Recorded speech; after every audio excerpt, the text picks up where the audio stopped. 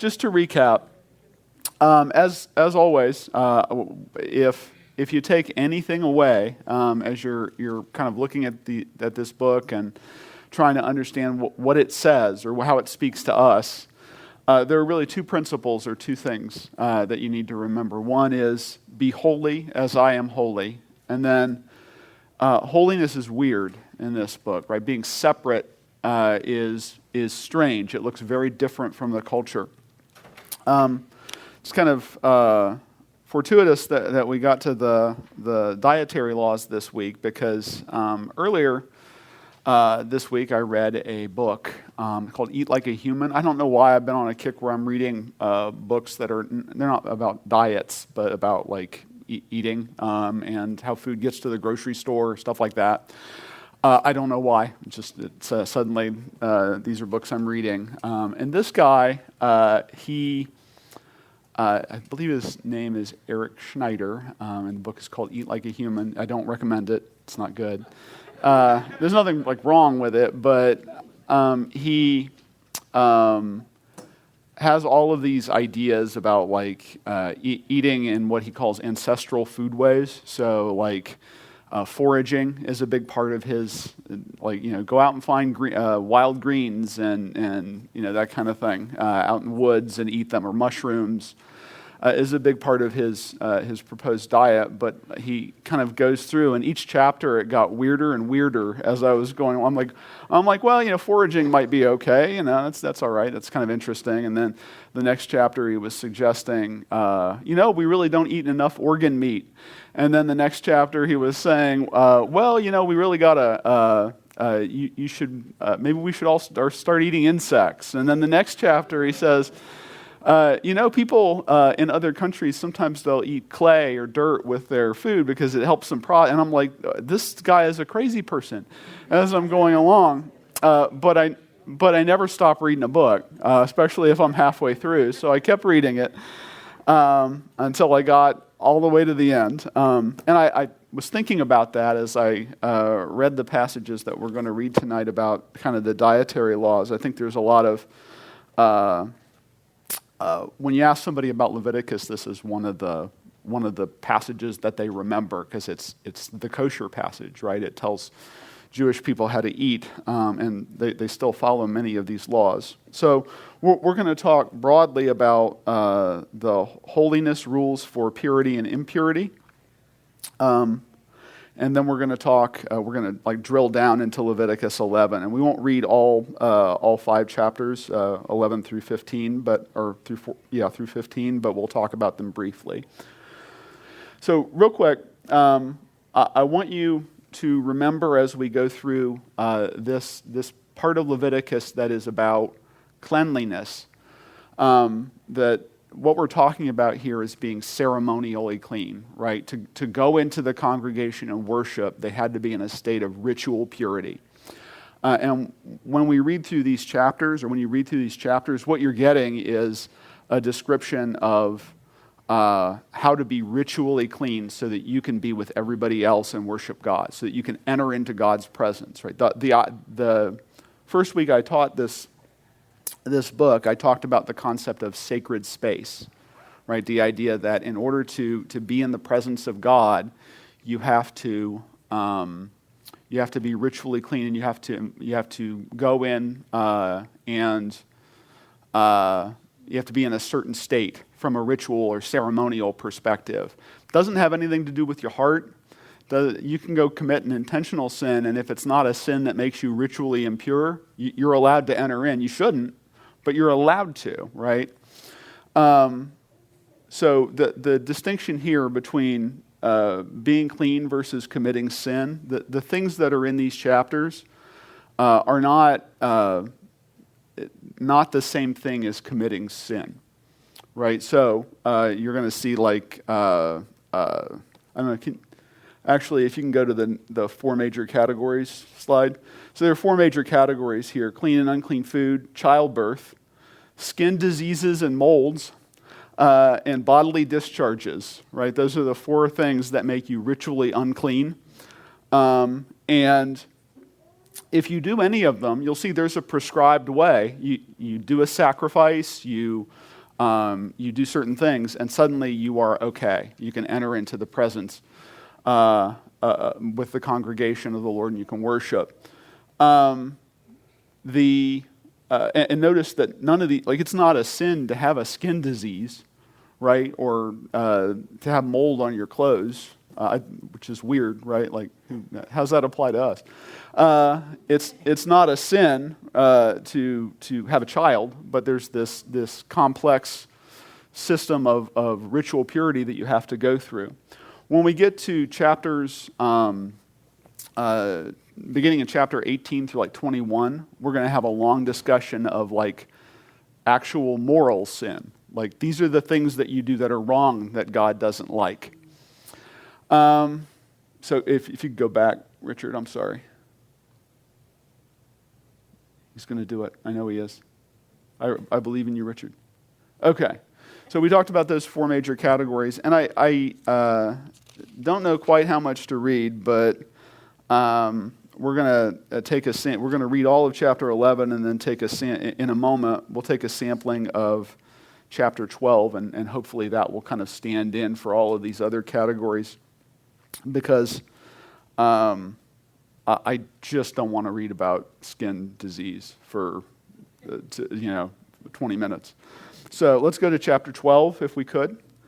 And it says, "And the Lord spake unto Moses, saying, Speak unto the children of Israel, saying, If a woman have conceived seed and born a man-child, then she shall be unclean for 7 days. According to the days of the separation for her infirmity shall she be unclean. And in the 8th day, the flesh of his foreskin shall be circumcised." So they'll have his circumcision. I don't know what I was just doing there. They'll have his circumcision. And she shall then continue in the blood of her purifying 30 days, so 40 total days. She shall touch no hallowed thing, nor come into the sanctuary until the days of her purifying be fulfilled. But if she bear a maid child, or a little girl, then she shall be unclean 2 weeks, as in her separation, and she shall continue in the blood of her purifying 66 days, so 80 days. And when the days of her purifying are fulfilled for a son or for a daughter, she shall bring a lamb of the first year for a burnt offering, and a young pigeon or a turtle dove for a sin offering, under the door of the tabernacle of the congregation, unto the priest. So I do want to pause here, because this is called a sin offering. It is better if you think of it as a purification offering, because that's what it means. It becomes, our translation is not incorrect, but it does not really say what it's for, right? When we think of it as a sin offering, we think, oh, you did something wrong, and this is an offering to make it right. And that's not the sense in which it's meant. And that's not what the Hebrew words that equal that translation mean. It means it's a purification offering. You were going in and you were making yourself pure. So, verse 7, "Who shall offer it before the Lord and make an atonement for her, and she shall be cleansed from the issue of her blood. This is the law for her that hath borne a male or a female.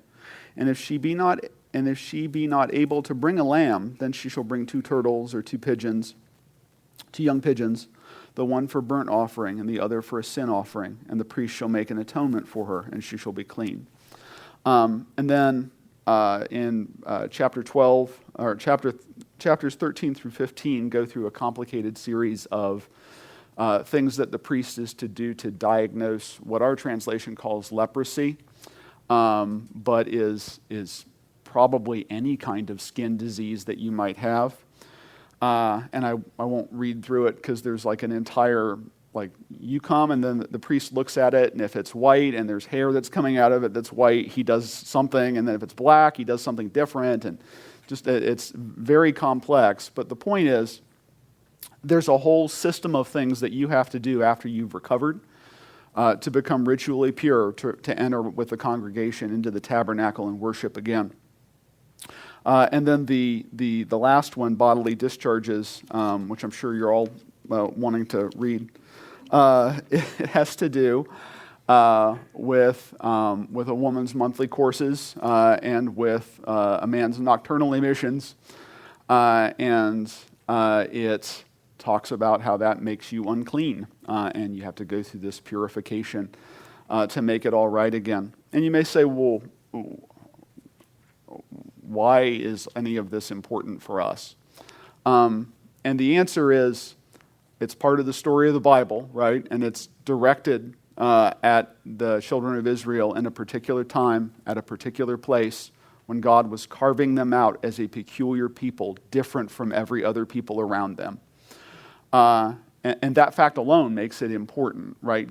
It was important to God that they do these things, or at least understand that they should, so that they could become different than the people around them. And so, just really quickly, what those four categories tell us is, and it's almost impossible to get into the head of an Israelite and understand why certain, like, I don't know, I had a coworker once who did not like white food. And it didn't matter what, like sour cream or milk or parsnips. It didn't matter what category it fell into. She did not like food that was white.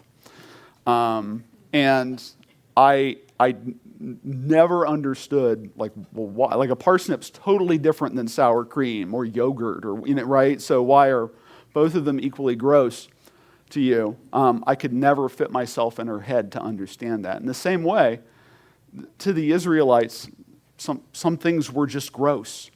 And like to get yourself in their head and try to understand why that is darn near impossible.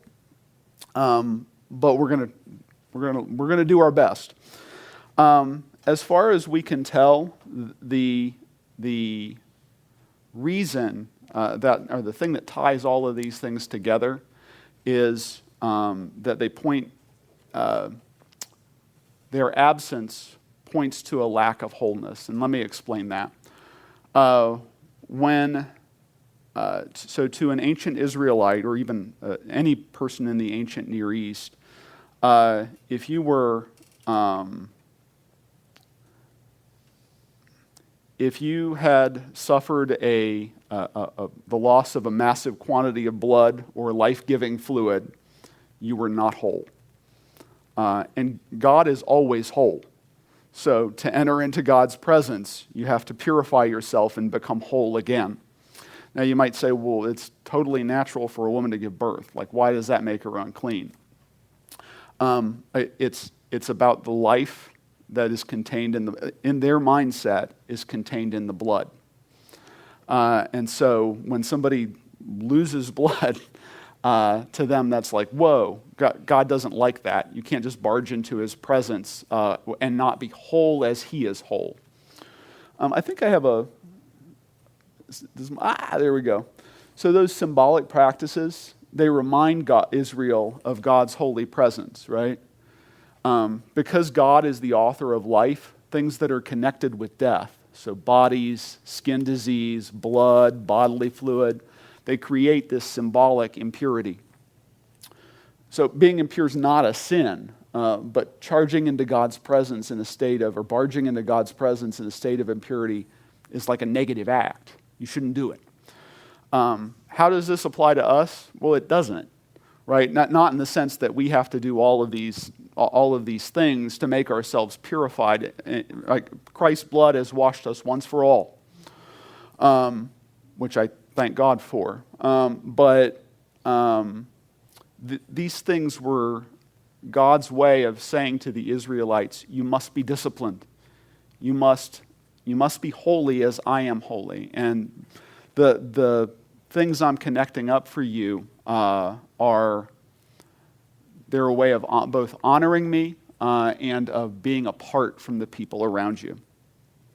So let's go back and look at chapter 11, the dietary laws. And these will be fun, maybe. Now, notice these laws only talk about meat, right? Or only talk about eating other creatures. There's no dietary laws about, you can't, like certain types of wheat or grass or fruit or vegetables or whatever. Nothing like that. It's all about what you can eat and not eat that comes from the animal world. Chapter 11. And the Lord spake unto Moses and to Aaron, saying unto them, Speak unto the children of Israel, saying, These are the beasts which ye shall eat among all the beasts that are on the earth. Whatsoever parteth the hoof, and is cloven footed, and cheweth the cud among the beasts, that shall ye eat. Nevertheless shall ye not eat of them that chew the cud, or of them that divide the hoof, as the camel, because he cheweth the cud and divideth the hoof.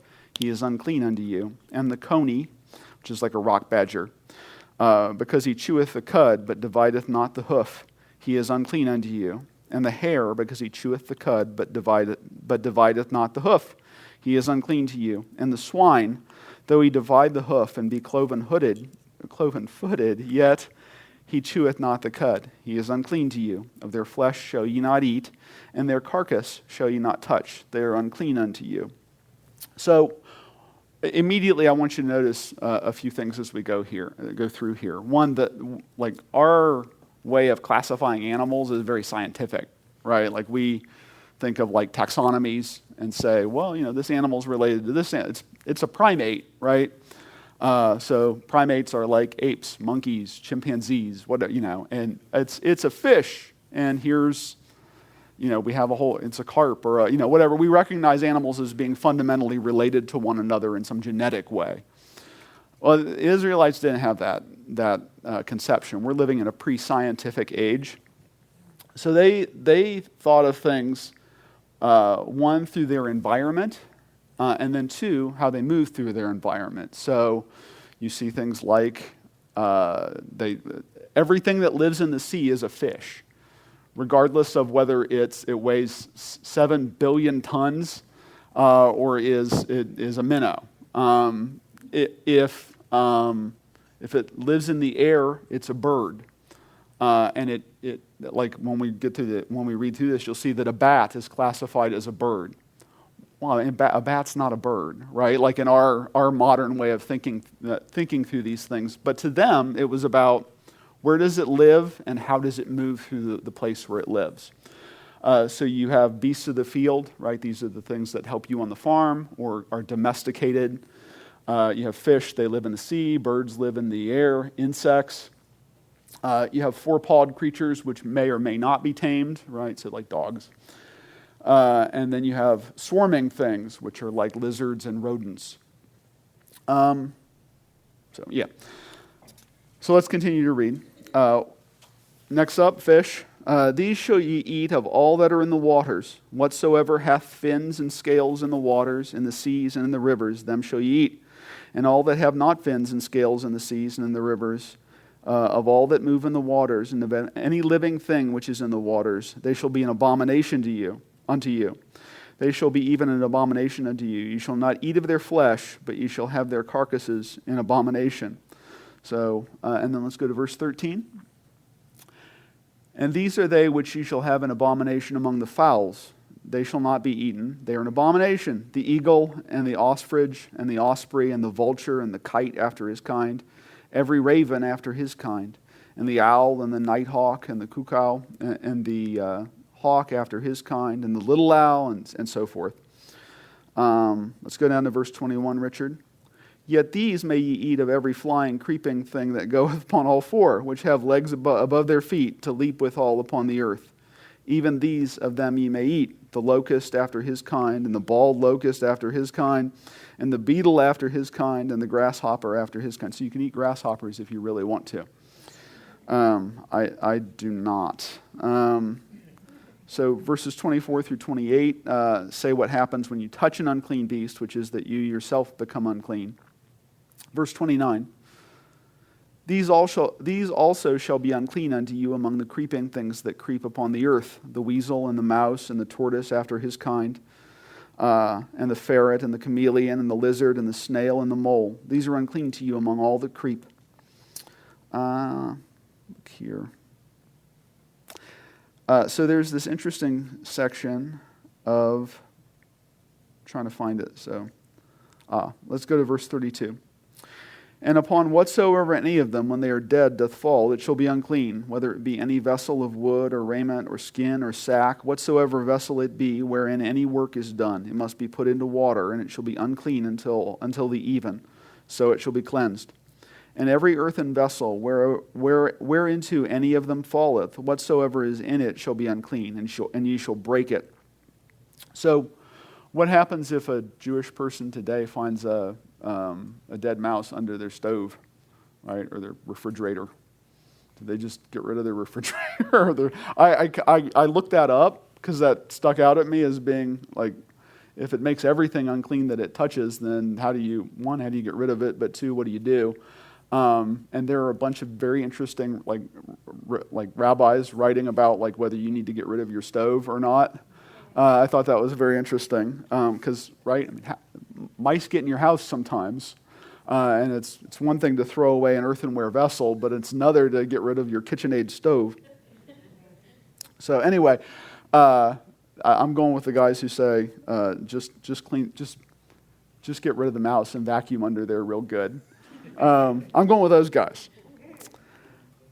So let's go to 44. Sorry. So he says, "For I am the Lord your God. You shall therefore sanctify yourselves, and ye shall be holy, for I am holy. Neither shall ye defile yourselves with any manner of creeping thing that creepeth upon the earth. For I am the Lord that bringeth you up out of the land of Egypt to be your God. You shall therefore be holy, for I am holy. This is the law of the beasts and the fowl, and of every living creature that moveth in the waters, and of every creature that creepeth upon the earth, to make a difference between the unclean and the clean, and between the beasts that may be eaten and the beasts that may not be eaten." So, to us, a very strange passage, I think. And I guess I want to say a few things about it. First of all, I think that almost certainly some of these things were built into their culture anyway.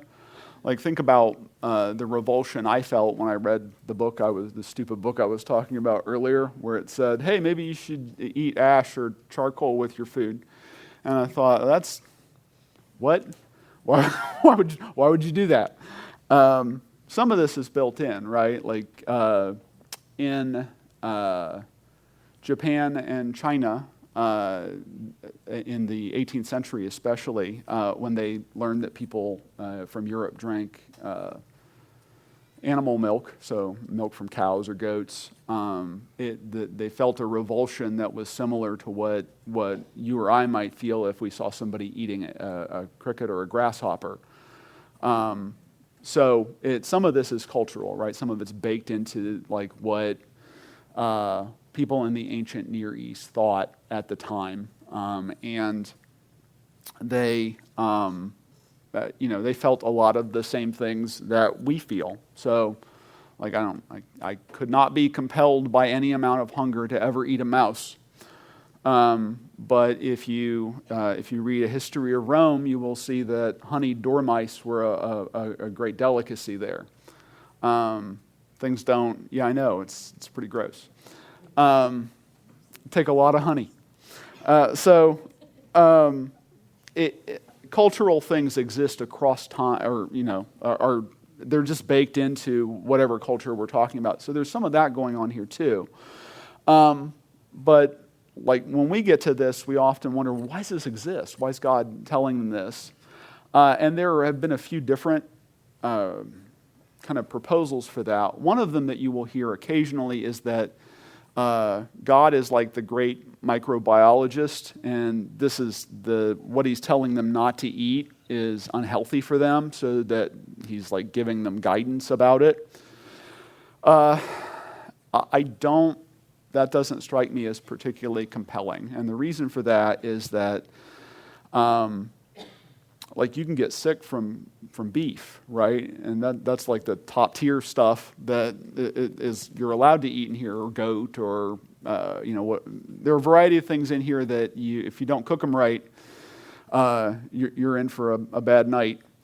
And that's right. God doesn't. It would be a lot more useful if God was like, cook your food until it's 165 degrees internal temperature. Or until the juice runs clear, whatever the cookbooks say. But he doesn't say that. There's no place in the Bible that is a general health program or a social health program that says, hey guys, wash your hands before you eat, or maybe don't all eat out of the same bowl, because they did. It's right that would be a whole lot more useful than don't eat bats. But there's nothing like that. And in fact, 2 chapters ago, right, Aaron and Moses were in the tabernacle just spraying blood all over all over the place, which we know is not hygienic, right? Like we live in an age where we're very conscious of this. I don't know, when I reread that passage about Moses and Aaron painting the inside of the tabernacle, the altar, and different parts of it with blood, I thought, man, the past is another country. I would not make it. I'd be like, are you guys crazy? It's like you're going to get sick. It's weird. So that's that health reason, that can't be why. And it's not like God doesn't know about microbiology. He made it. But that's not the reason that they're given these rules. And also, the other thing we'll talk in a minute about how later on God removes these dietary rules, right? They no longer apply. And God doesn't care less about us now than he did about the Jews. It's not like, go ahead and eat undercooked pork and get trichinosis. It's fine, Christians. Go ahead. The Jews, it wasn't for them, but... So, Richard, can you go one ahead? Thank you. The other reasons that get brought up, one is a cultic reason, and what I mean by that is, it's not my outline, but the idea is that none of these things that are considered unclean are okay to sacrifice to God. And if it's not good enough for God, then it's not good enough for you, which has a certain attraction to me. Also, there's some, especially pork, there is some evidence that the cultures around the Israelites sacrificed pigs as part of what they did. The Carthaginians, who were a great rival of Rome from 5 to 400 BC or so, there is a lot of evidence that they used pigs in their rituals, and they were the Philistines and the cities of Tyre and Sidon on the west coast of Israel. They're all kind of the same people group. And there's a lot of evidence that they sacrificed pigs, and so maybe what's going on here is God saying, well, don't be like them. Don't eat pigs. Don't say I don't want any. Let them run out there in the wilds.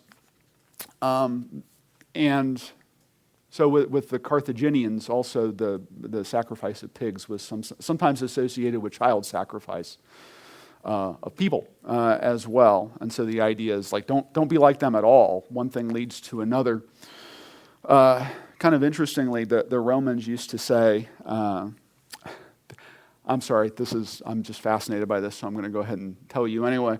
There was a Roman senator, Pliny the Elder, who would, after every speech that he gave, regardless of what the subject matter was, so if it was a bill for appropriations to fix the sewers or something, he would say, and in conclusion, Carthage must be destroyed.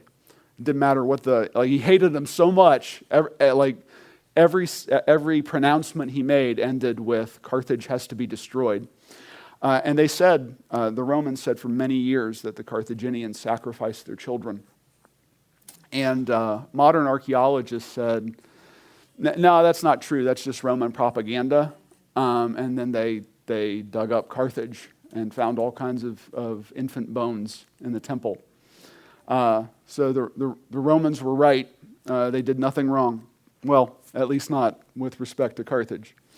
So anyway, the idea is that there's like this cultic reason to avoid all these unclean animals because it leads to being like the cultures around them. So the real reason, I think, is that every meal, right? That there's nothing you do other than breathing, which isn't regulated in Leviticus. There's nothing that you do more frequently than eating. right? And when you have this kind of structure around what you can and cannot eat, it brings to mind the way that you are separate from the people around you, the way that you are different, and it brings to their mind the way that you are different when they see you. And I think that's the idea. So application in the New Testament, I have 3 more passages I want to read here. This to me is the best proof that although Leviticus is an important part of our biblical story, because it tells us what existed out there in the wilderness with the children of Israel, it is not for us today to follow. Go to Acts 10, 9 through 16. And actually, Richard, if we can start with verse 1 of chapter 10, I would appreciate it. I'm going to buy Richard a coffee one day. I'll read it. There was a certain man in Caesarea called Cornelius, a centurion of the band called the Italian band, a devout man and one that feared God with all his house, which gave much alms to the people and prayed to God always. So he's what the New Testament, he's what the Jewish people would have called a God-fearer.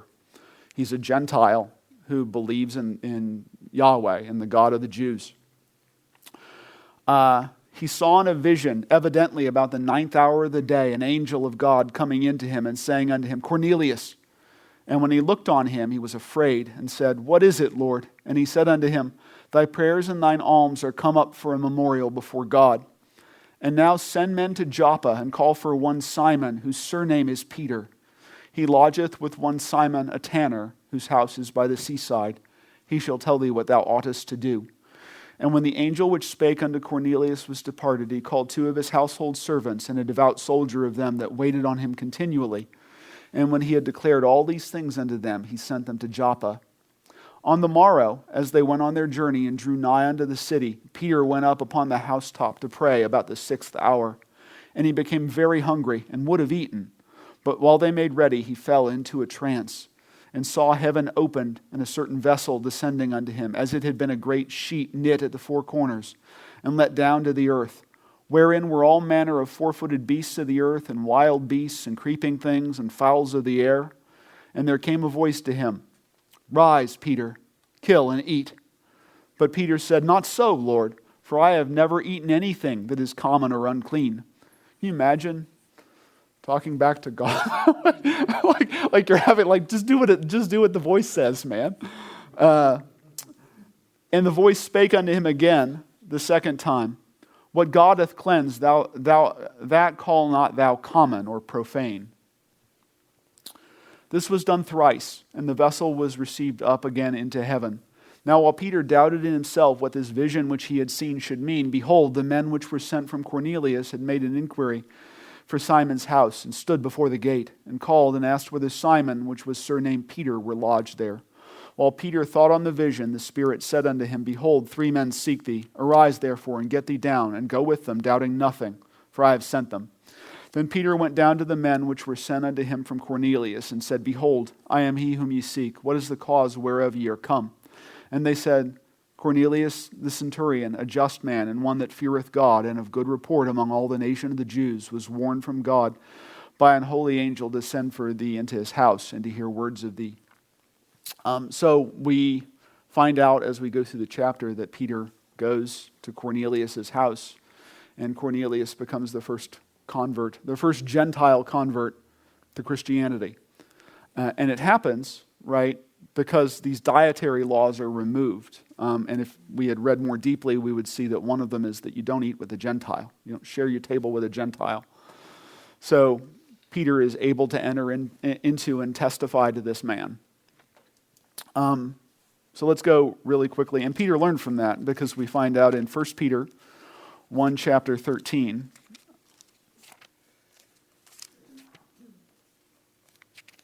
he says, Wherefore gird up the loins of your mind, be sober, and hope to the end. Is that right? Am I wrong, Richard? I'm totally wrong.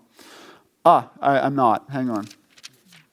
It's okay. Wherefore, gird up the loins of your mind, be sober, and hope to the end for the grace that is to be brought unto you at the revelation of Jesus Christ, as obedient children, not fashioning yourselves according to the former lusts in your ignorance, but as he which hath called you is holy, so be ye holy in all manner of conversations, because it is written, be ye holy, for I am holy. Right? So Peter draws a principle from that. He says, the one who called us said to be holy, so you be holy too. And Peter means it in a greater sense than it's meant in Leviticus. In Leviticus, it's meant be clean because God is clean. He's saying, be holy in your actions and righteous in your inner life, because that's how God is. Let's turn really quickly, and I think this is the final word for me on this whole question. Anytime somebody says, well, why don't you follow all the rules that are in Leviticus? Like, why do you wear mixed fabrics and all the stuff we're going to get into next week? Tell them, look, chump, that don't work on me. And here's why. Mark 7, 18 through 3. Or, yeah.